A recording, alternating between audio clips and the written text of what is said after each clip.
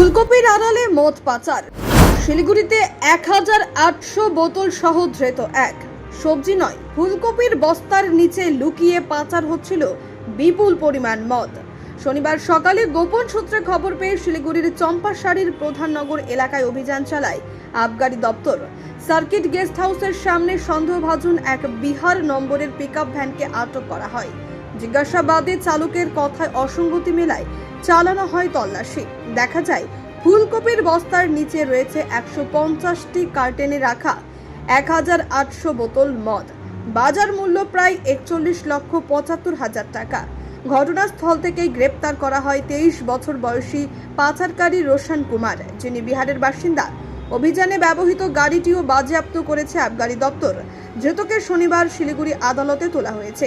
Police এখন তদন্তে নেমেছে এই পাচার চক্রের পেছনে থাকা মূল পাণ্ডাদের খোঁজে। Bureau report, UJ news.